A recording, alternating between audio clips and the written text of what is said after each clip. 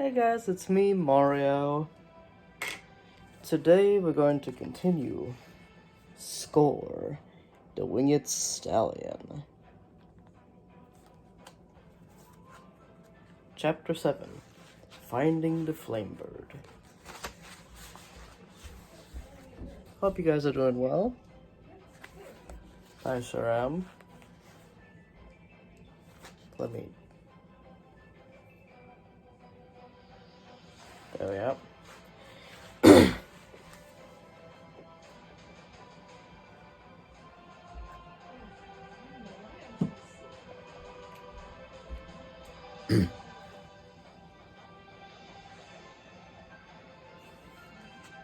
Why can I never find the correct volume for the music? There we are. I guess that's fine. Finding the Flamebird, Chapter 7. They dashed towards the rainforest. Seth had disappeared into the shadows ahead of them. But Tom couldn't give chase. He had to get to Epos. The trees were massive, the trunks taller than the towers of King Hugo's castle, and some as wide as 5 men.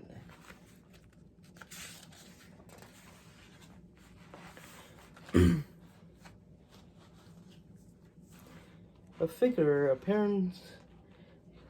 appeared suddenly from behind one of the tree trunks. Tom recognized his bald head and eye patch. It was the keeper of the gate between Eventia and Gorgonia. "Look, Elena," he said. "It's Curlo."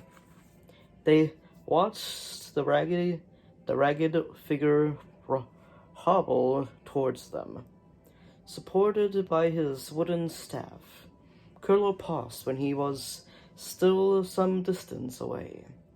He smiled and lifted his hand. Yep, sorry.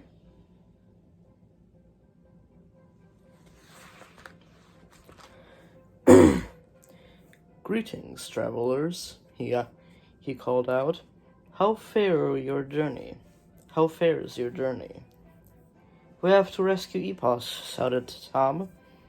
"She's trapped in the forest." Curlo nodded slowly. "I warned you, did I not? Gorgonia doesn't welcome fools." Tom felt his fists clench. "We're not fools, gatekeeper. We have a quest to fulfill. The jungle holds many dangers, young one. You will need great bravery," said Curlo.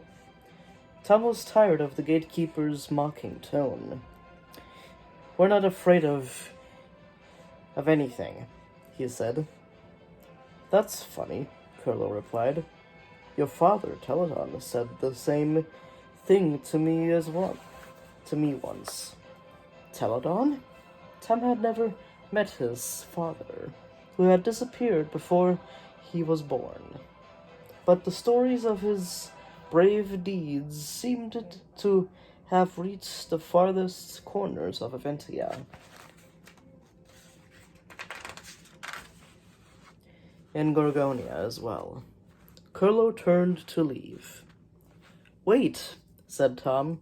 "Tell me more." Epos screeched again, but more faintly this time. "Come on, Tom," said Elena. "We don't have much time. She's losing strength." He nodded. And when he looked back, Curlo was gone. They turned and plunged into the foliage. The air in the forest was thick and heavy. It was dark, too. And the shadows shifted as though creatures were creeping through the gloom. Suddenly, Elena seized Tom's arm. "What's that?" she whispered, pointing. Tom couldn't see anything but dense leaves. "What?" she asked. Elena relaxed. There's an ad.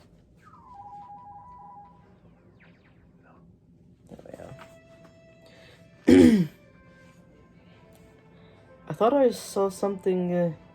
A pair of eyes.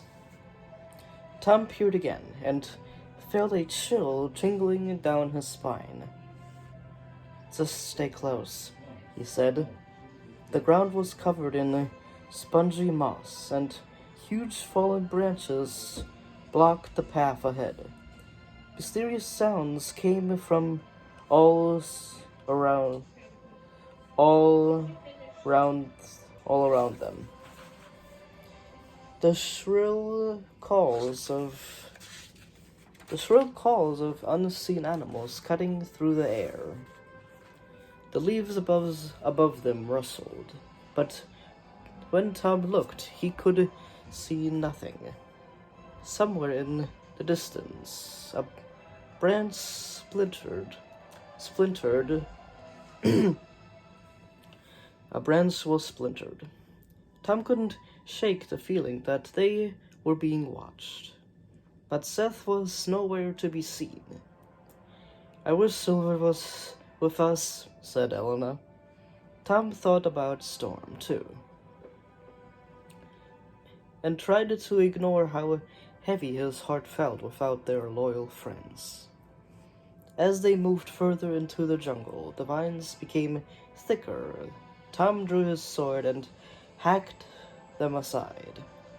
The canopy above them blocked out most of the red sunlight. A black shape suddenly broke a cover, and shot between their heads. Elena grabbed her bow, and Tom spun around with his sword. It's only a bat, said Elena. Relieved. It won't hurt us. Epossa's cries were fading now, but the talon in Tom's shield vibrated more strongly than ever. If they didn't find the beasts soon, perhaps they never would. Tom couldn't let that happen. I won't let Eldur down, he promised himself. Then his eyes fell on a low branch. It was splintered in the center, the end hanging loose. He walked nearer. The ground was trembled in the shape of a huge hoofprint.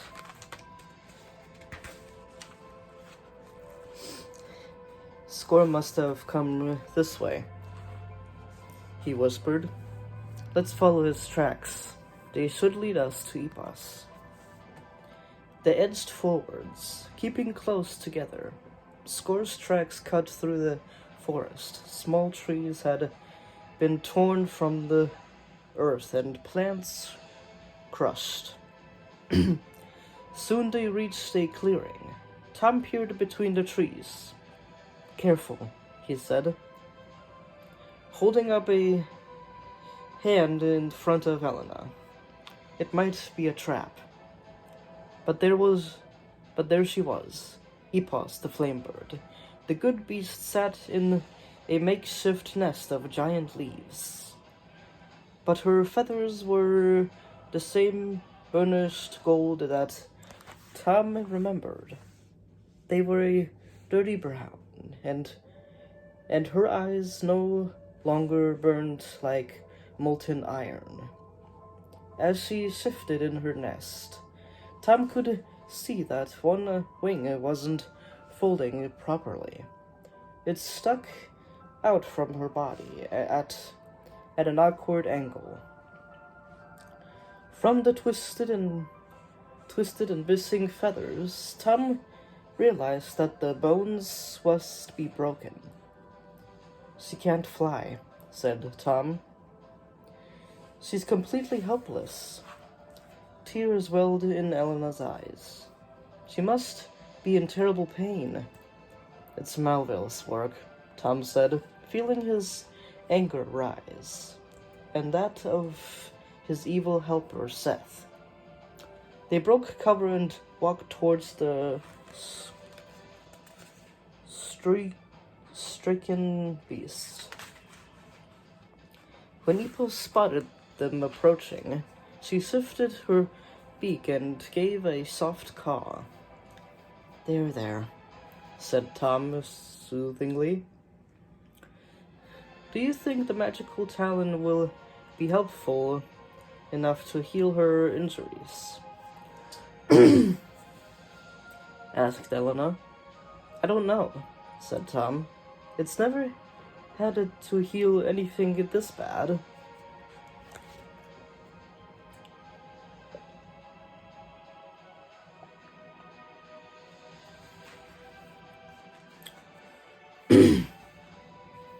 They had almost reached the nest when a rustling came from the far side of the clearing. Tom and Elena froze.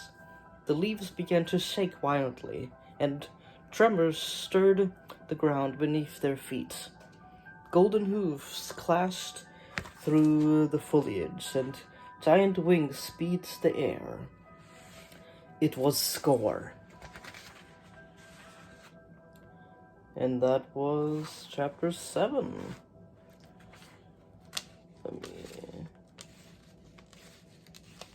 Chapter 7, Finding the Flamebird.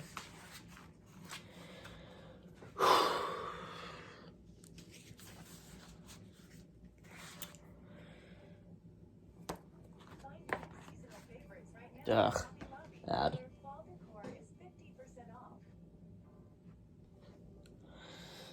Well, that was chapter 8.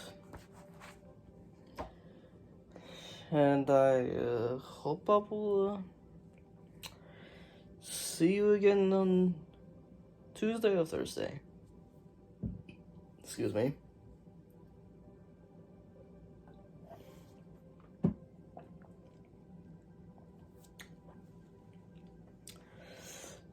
I don't know though, I was almost not in the mood to make this, so I don't know. Not make it just. But anyway, hope you guys liked my read through Beast Quest so far. And I hope I will see you in chapter 8, Facing the Winged Stallion.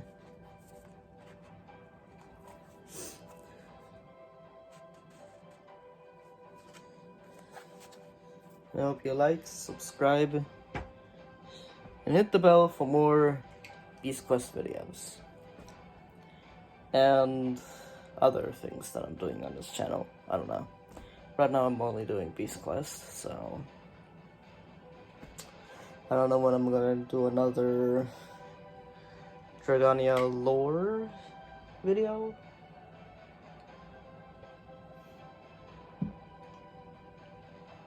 But yeah. Bye bye for now, and see you next Tuesday or Thursday.